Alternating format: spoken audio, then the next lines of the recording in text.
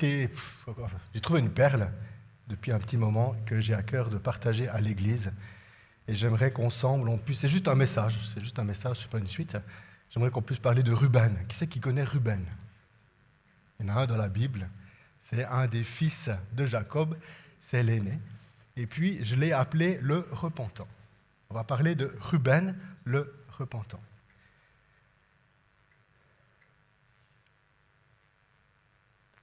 Quand on va parler de... on va se concentrer puis apprendre à connaître Ruben ce soir, mais c'est important de pouvoir, dans tout ce que je vais partager, comprendre la vie de Ruben, où elle est dans la Révélation. En fait, on trouve sa vie dans le livre de la Genèse. C'est-à-dire que Moïse n'existe pas encore. Les Hébreux ne sont pas en esclaves en Égypte. Le tabernacle n'existe pas encore. Tout l'ordre sacrificiel n'existe pas encore. Mais par contre, la présence du péché est présente. Adam et Ève ont commis le péché. Caïn a déjà tué son frère. Dieu a laissé les eaux d'en haut et les eaux d'en bas jaillir et le déluge est arrivé. Mais un homme qui s'appelle Noé, il était juste. Il a sauvé toute sa famille. Ensuite, le monde a continué de vivre à travers la famille de Noé. Et puis, la parole de Dieu nous dit qu'il y a un homme qui s'appelait Abraham, pas Abraham, Abraham. Il était dans une nation où on adorait 1000 dieux. Et tout d'un coup, Dieu l'appelle, il l'extrait de cette nation, puis il dit « Abraham, suis-moi, quitte la maison de ton père. » Et d'une manière un peu raccourcie, il lui a dit « Il y a un seul Dieu, c'est moi, le créateur du ciel et de la terre, et je veux plus que tu invoques toutes ces divinités, je suis le seul Dieu de ta vie. » Et Abraham a obéi, il a découvert, il a appris à connaître l'Éternel des armées, amen. Et puis cet homme, Abraham, a transmis sa foi à son fils, Isaac. Et Isaac a aussi appris à connaître la fidélité de Dieu, ce Dieu que son père adorait, lui aussi il l'a adoré, amen. Et puis sa foi, il a retransmis cette foi à son fils Jacob. Et Jacob a transmis cette foi à ses fils. Et de la tribu de Jacob, on parle après, de la tribu de Jacob, ensuite on parle des tribus d'Israël, et à travers ça, on voit que le peuple réellement s'organise. Et c'est important de pouvoir, quand on va parler ce soir, de pouvoir comprendre que, Ruben, il est là, ok? Et puis, ce sera tellement magnifique de voir qu'est-ce que Ruben est en train de nous révéler du cœur de Dieu. Amen. Et c'est ça qui est important pour moi. J'aimerais qu'on puisse aller dans le cœur de Dieu et montrer le cœur de Dieu. Qu'est-ce qui se révèle à travers la vie de Ruben?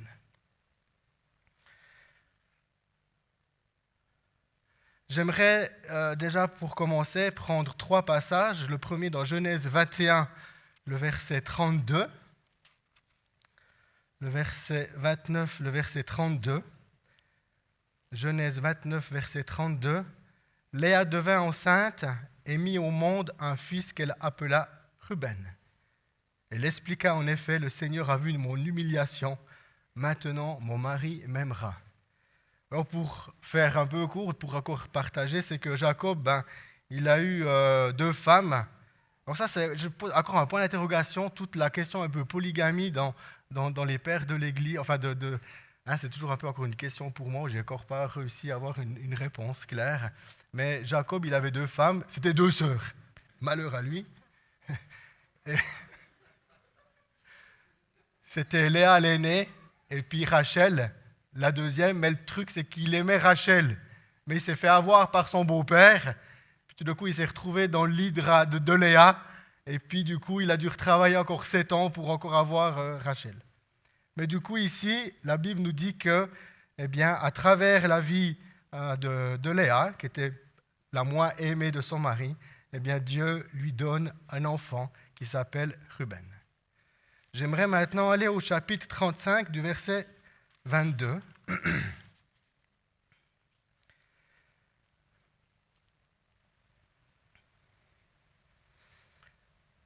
Alors, Israël, depuis le verset 21, juste, Israël se mit en route et alla installer son campement au-delà de Migdala-Éder. Au verset 22, pendant qu'Israël, on parle d'Israël, on parle de Jacob, pendant qu'Israël habitait cette région, Ruben alla passer la nuit avec Bila, la seconde épouse de son père. Israël l'a pris. Ou bien on pourrait avoir d'autres traductions, il dit Israël en fut choqué.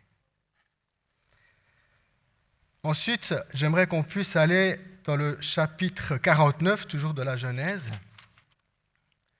au verset 4.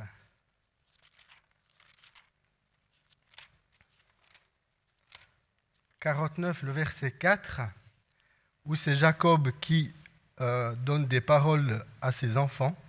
Et au verset 4, il parle de Ruben.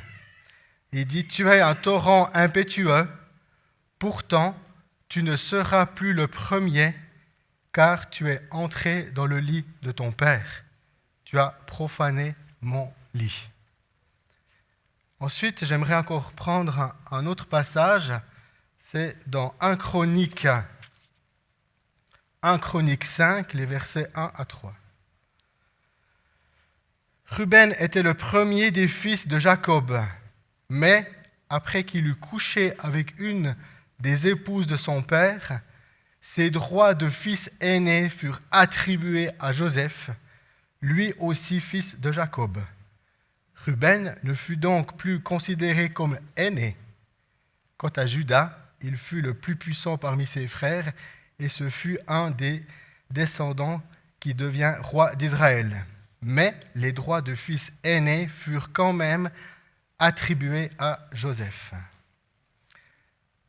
Un des éléments qui est, je trouve, intéressant par rapport à tout ce qu'on vient de lire, c'est que la première révélation, c'est que, eh bien, oui, Ruben, il a péché. En fait, il a commis l'adultère, il a commis l'inceste. Okay? Et suite à ce péché, il était le fils aîné. Et le fils aîné, la parole de Dieu nous dit que le fils aîné avait des droits et des privilèges particuliers. Par exemple, une fois que le père meurt, il devient le chef de la famille. On voit toutes ces choses dans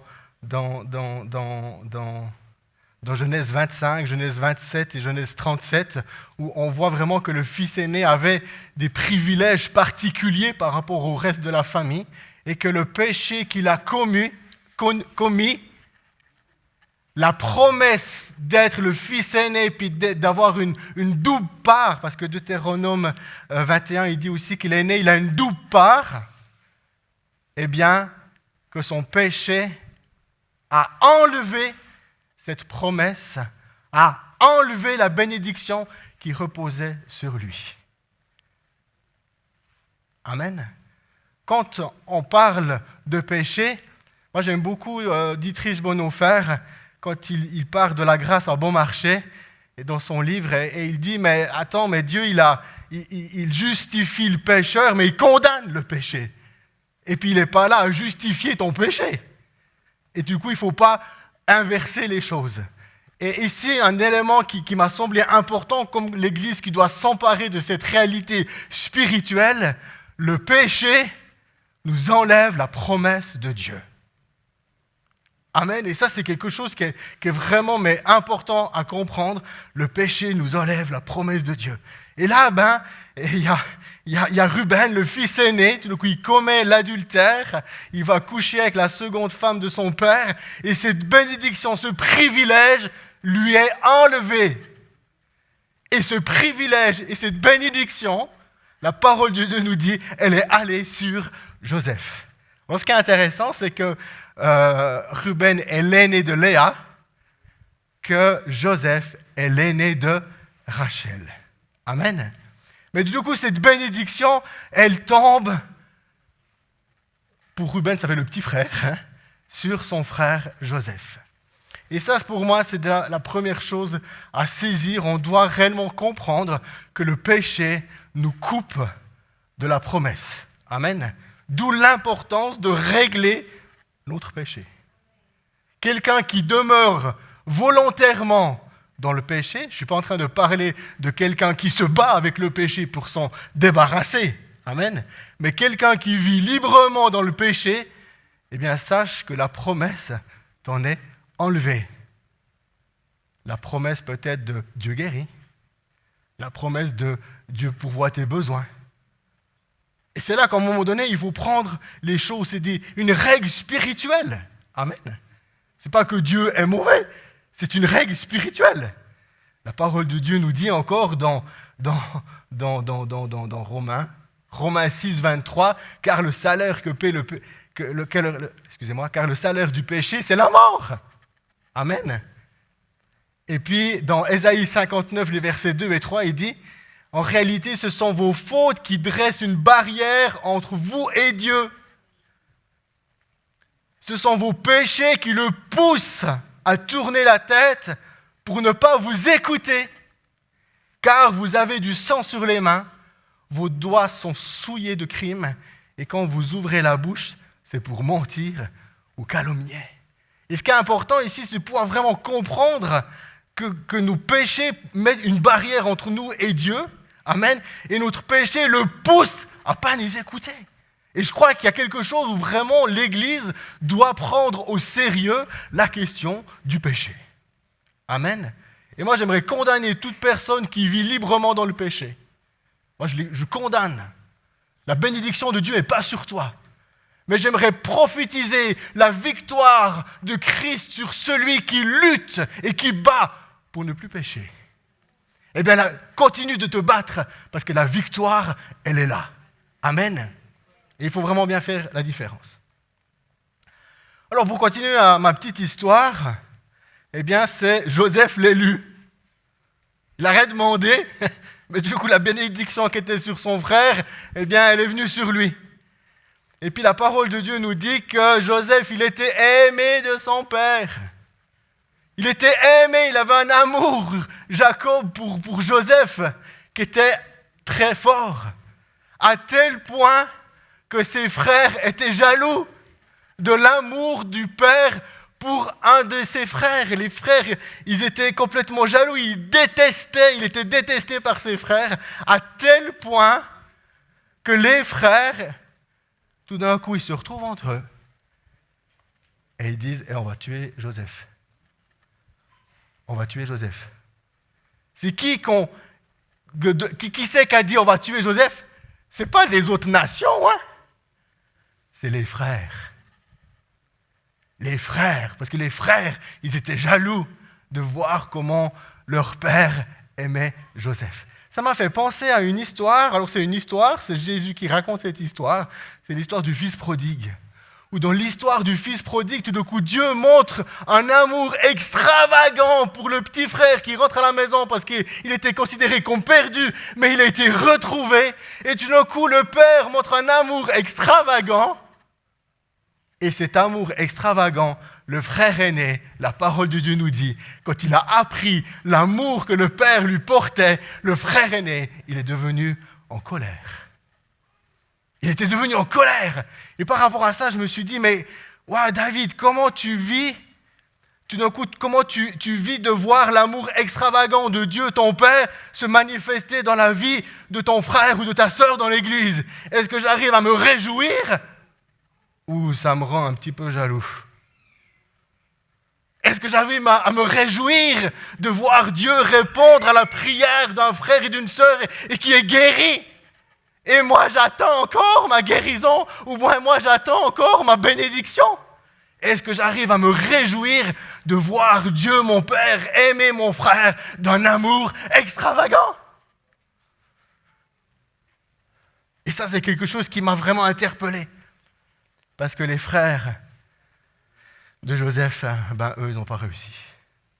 Leur cœur était tellement pourri à l'intérieur, tellement rempli de haine et de jalousie, de rivalité, à savoir qui était le plus grand, le plus fort. Mais en même temps, il savait bien que Ruben, l'aîné, avait perdu son droit d'aînesse.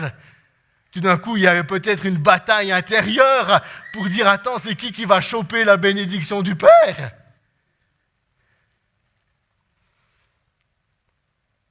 Comment je vis déjà premièrement l'amour de Dieu dans ma propre vie, mais comment est-ce que je vis de voir comment Dieu déverse son amour dans la vie de mon frère et de ma sœur. J'arrive maintenant au cœur du sujet.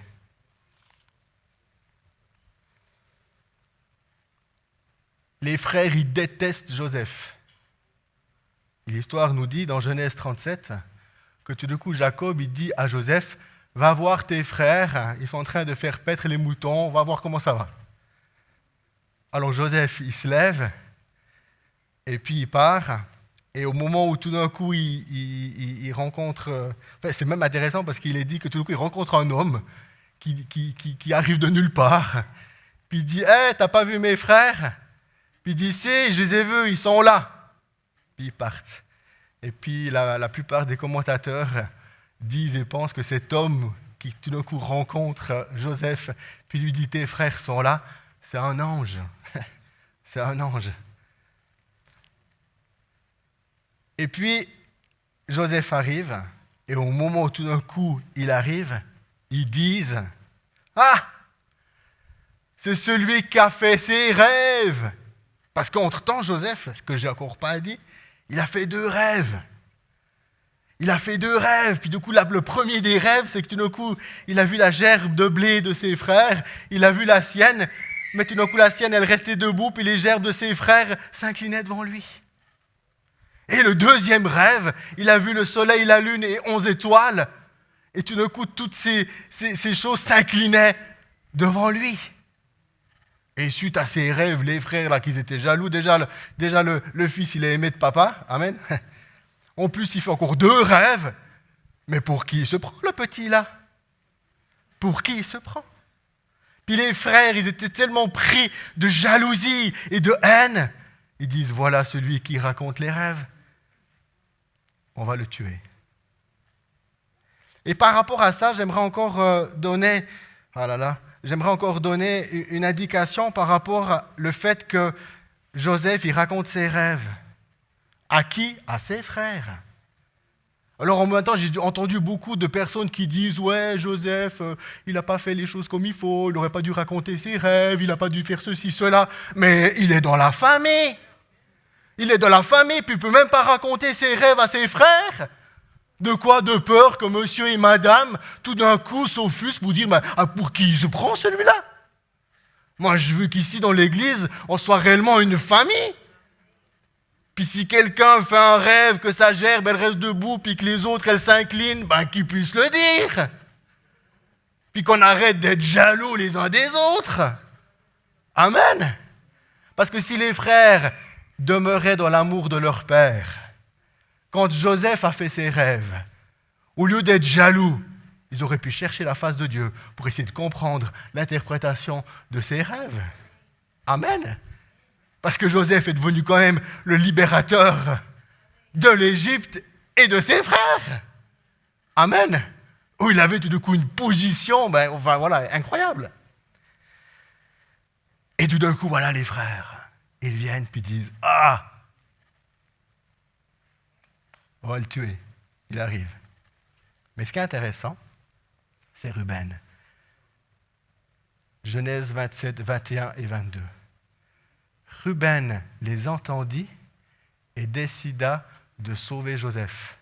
« Ne le tuons pas, dit-il. » Puis il ajouta, « Ne commettez pas de meurtre, jetez-le simplement dans cette citerne du désert, mais ne le tuez pas. » Il leur parlait ainsi afin de le sauver et de le ramener à son père. Et ici, on va remettre bien le contexte. C'est Ruben qui a péché, qui a perdu le droit d'aînesse.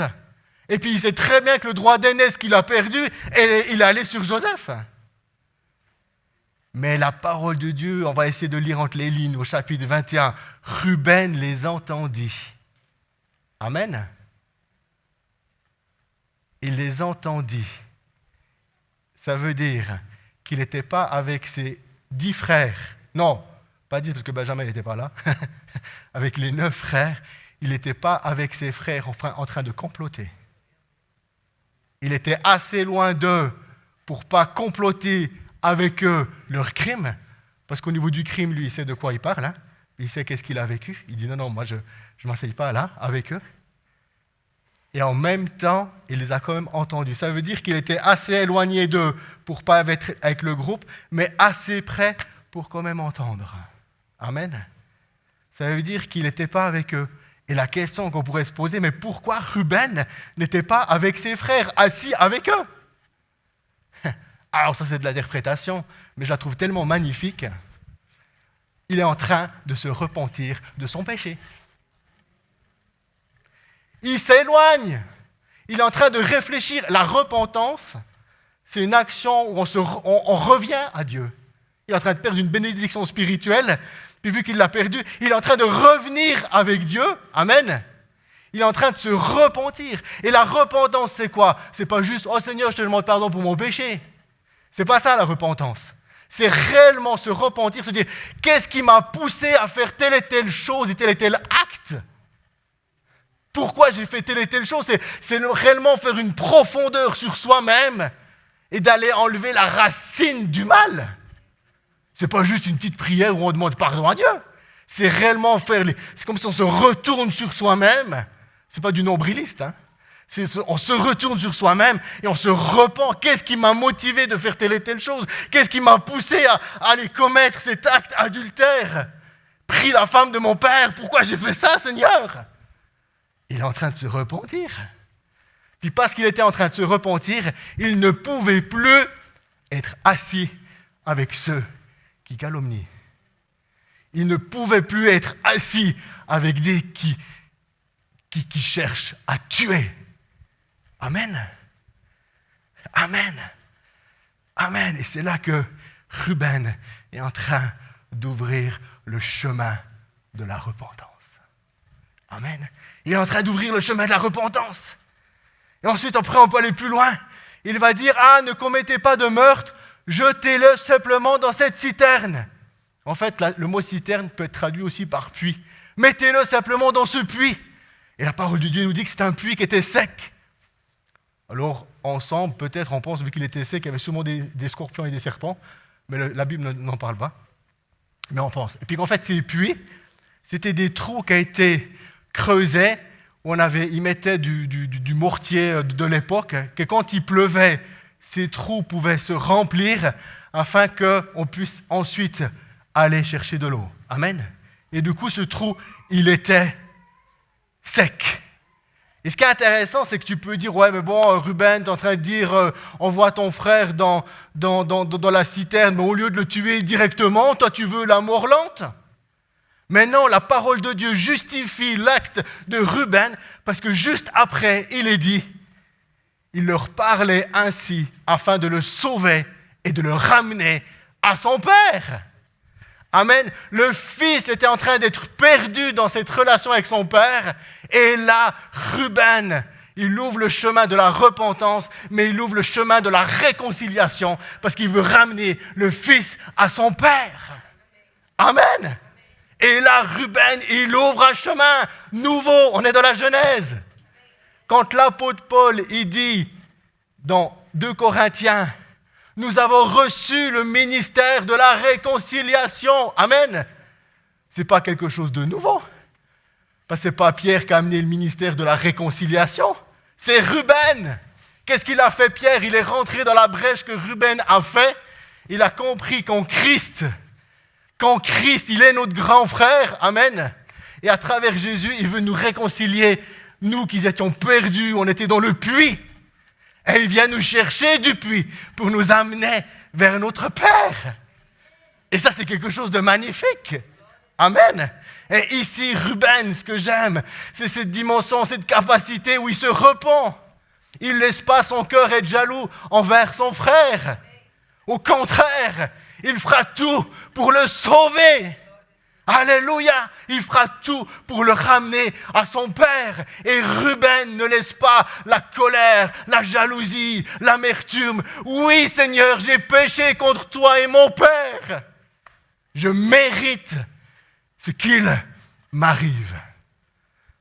La première leçon pour pouvoir vivre la puissance de la liberté, la puissance de la repentance. Oui, j'ai péché. Et il faut arrêter de se justifier. Oui, alors Seigneur, j'ai péché, mais je t'explique. Tu vois mes parents. Tu vois ma femme. Tu vois ma femme. Tu vois. Si eux, ils n'avaient pas fait ça, moi, je n'aurais pas fait ça non plus. Alors oui, je te demande pardon. Mais sache que si tu fais ça, il n'y a rien, c'est sec. C'est sec. C'est sec.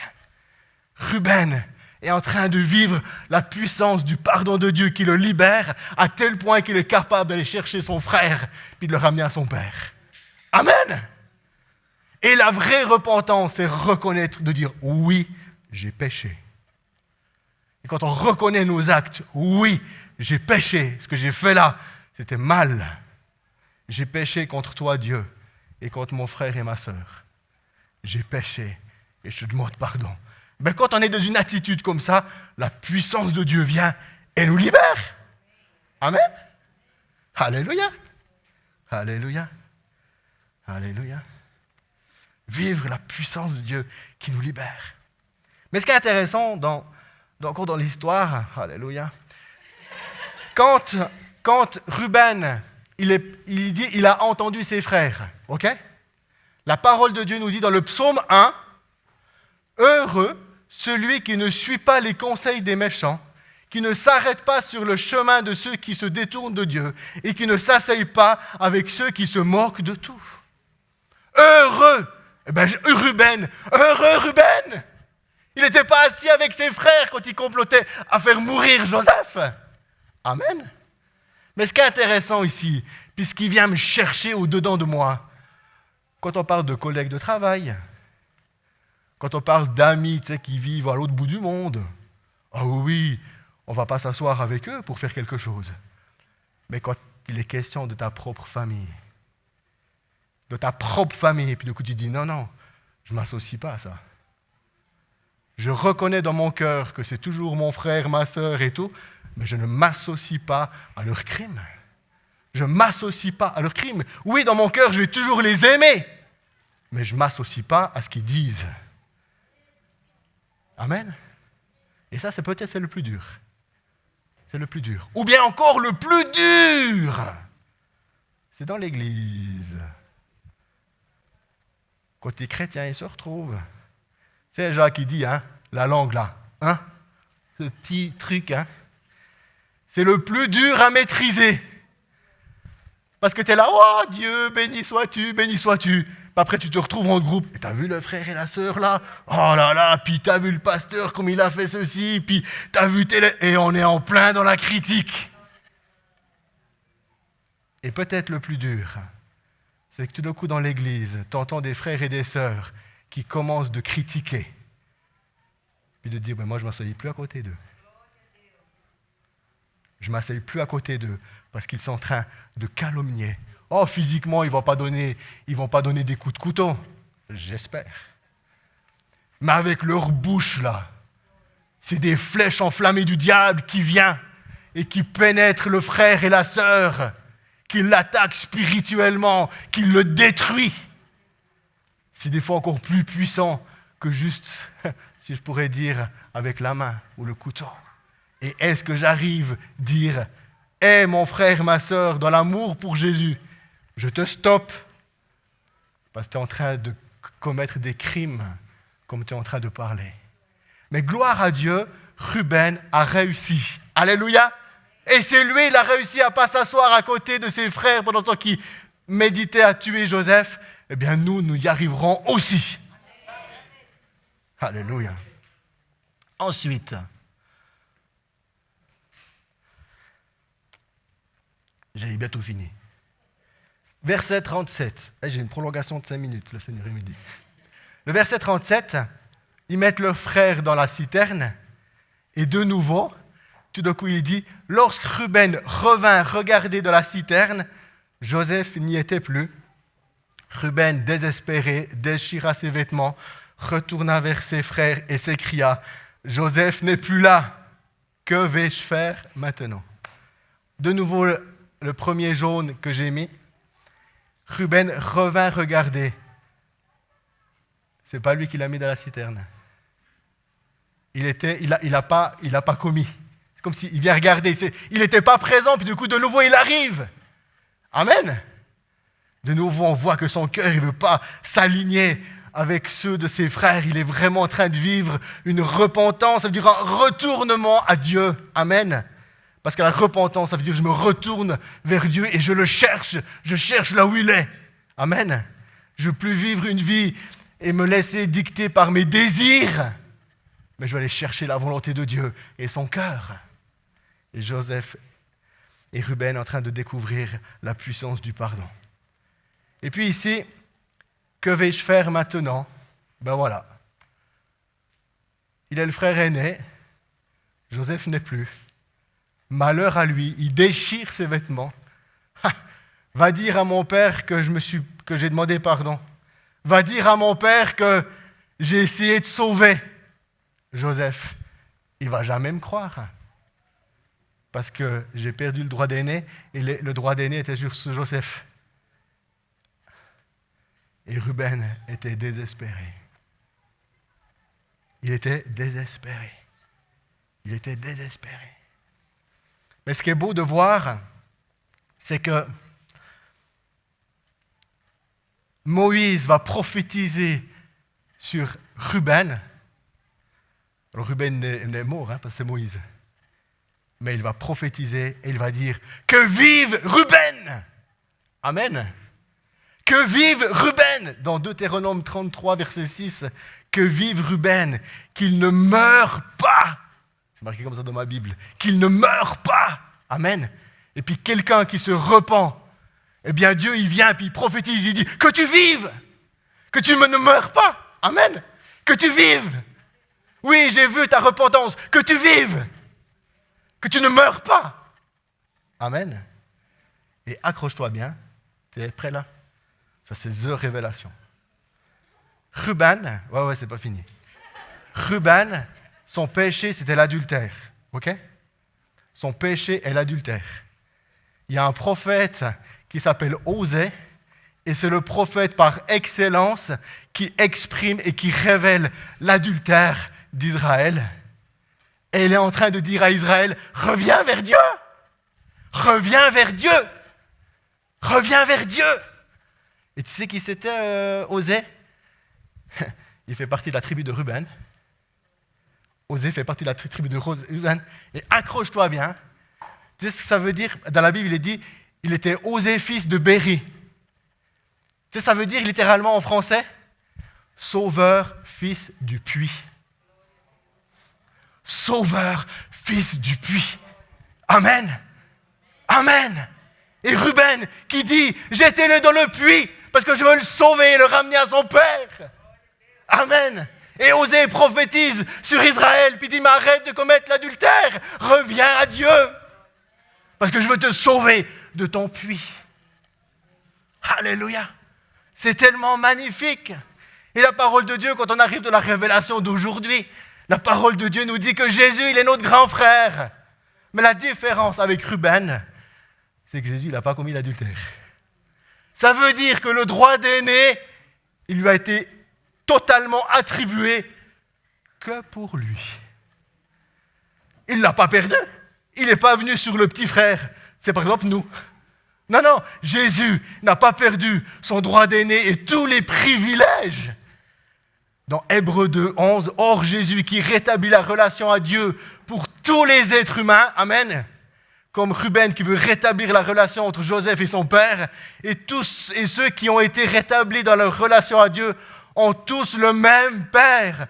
C'est pourquoi Jésus n'a pas honte de les appeler ses frères et ses sœurs. Et l'apôtre Paul va dire dans Romains 8, 17, « Nous sommes ses enfants, donc nous sommes aussi héritiers. Oui, nous sommes héritiers de Dieu. Et dans ma Bible, c'est marqué héritier avec Christ. Mais la Louis II dit on est co-héritiers. Et qu'est-ce que Jésus est en train de faire? Les droits d'aîné qui me reviennent, tu pourras les vivre avec moi. Ah yes! C'est magnifique! Ça, c'est la bonne nouvelle de l'Évangile. Amen! Si on se repent et on est vrai avec soi-même de dire oui, j'ai péché. Non, pas à cause de elle, pas à cause de lui, à cause de moi seul. C'est que moi seul qui ai péché. C'est juste moi, je suis responsable de mes actes, de ce que j'ai dit, de ce que j'ai fait. Je me repens, Seigneur. Dieu, il vient t'arracher du puits. Amen. Et ils prophétisent, puis ils disent que David vive, qu'il ne meure pas, que Saïssa vive, que André vive, que Michel vive, et tous les autres. Amen. Et en plus, il dit, le droit d'aîné qui me revient, je le partage avec toi. Waouh, purée! Amen. Alors moi, une chose qui est sûre, c'est que pendant ces vacances qui vont arriver, je veux laisser le Saint-Esprit sonder mes reins. Et si j'ai encore un péché, que je n'ai pas encore demandé pardon, si j'ai encore des choses dans ma vie que je dois régler, je veux qu'il me délivre de mon trou. Je veux qu'il me sorte du puits. Je veux vraiment vivre la liberté de Jésus. Amen. Je veux vraiment vivre la liberté de Jésus. Je veux laisser l'Esprit Saint venir faire son œuvre dans ma vie, faire son œuvre dans nos vies, afin qu'on puisse dire, oui, il m'a délivré. Amen. Ce que je vais bientôt faire dans l'église, je vais faire un chemin. Je vais commencer, mais je vais le faire moi. Je vais commencer de confesser des péchés que je faisais et que je ne fais plus parce que j'ai vu de la gloire de Dieu m'en délivrer. C'est tellement beau d'entendre les témoignages qu'on entend. Je voudrais bénir Ghislaine qui a osé nous dire « Ah, je ne fume plus pendant 1 mois ». Mais ce que j'ai trouvé encore plus magnifique, la liberté de nous dire « Ouais, bon, je vais encore vers le coin des fumeurs, puis... » Elle fume gratuitement. Mais j'ai trouvé magnifique. Parce que pourquoi j'ai trouvé magnifique? Parce qu'elle était vraie. Elle était vraie. Et moi, ce que je vais ouvrir un chemin, pas tout de suite. Je vais laisser passer les vacances. Mais je vais commencer de venir puis de confesser des péchés où j'ai vu la gloire de Dieu me délivrer. Et j'espère que l'Église pourra être heureux d'entendre quelqu'un qui dit je péchais avant et aujourd'hui je pêche moins. Amen. Parce que c'est de ça qu'il est question. C'est réellement que l'Église soit libre. Amen. Alléluia. Que Dieu vous bénisse puissamment. Que vous puissiez passer de bonnes vacances. Amen.